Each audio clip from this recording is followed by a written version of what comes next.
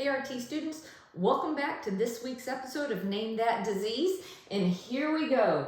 What disease is this when we have elevated phenos, ICS, eosinophilia, airway inflammation, bronchial provocation, elevated IgE, and the term GINA. Now remember, what we're doing is helping you prep for exams, and sometimes identifying these key phrases will help lead you to the disease that's being talked about in that particular test question.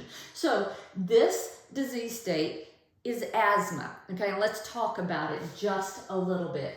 In asthma, the main anatomic alteration is going to be airway inflammation. Okay, now that's not the only anatomic alteration. We know we have increased secretion production and bronchospasms, but of those three, airway inflammation is the most significant. All right, so the more airway inflammation, one of the whole inflammatory process, the byproduct of inflammation is nitric oxide.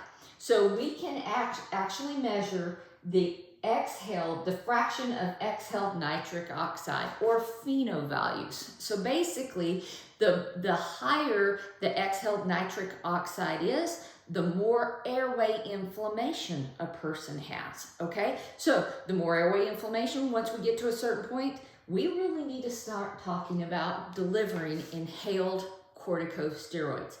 As a matter of fact, that should be a first-line defense for controlling asthma. Maybe not a rescue defense, but it should be implemented in management of controlling asthma. So inhaled corticosteroids.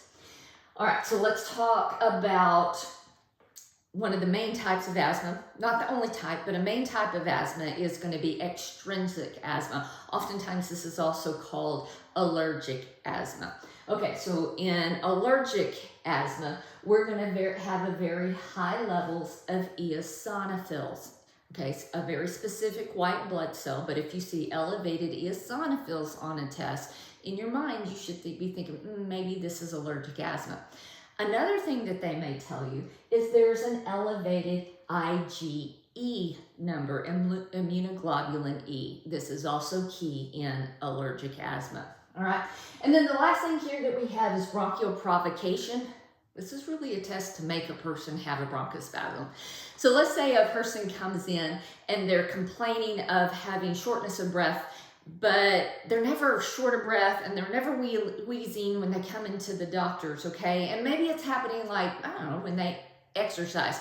So we're expecting that there's an airway hypersensitivity. So they can actually do bronchial provocation. It's also called a methacholine challenge, although there are other medications besides methacholine that can be used, okay? So basically, this is finding the provocative dose of methacholine, or basically what that just really means is finding the dose of methacholine that causes a decrease in the FEV1, okay? So if a person triggers a bronchospasm very easily with a very low dose, their airway is very reactive to stimulation. Okay, so it's just a test that we can do to see how sensitive basically the airway is. Okay, so all of these things together, all of these are, very last thing, GINA, okay?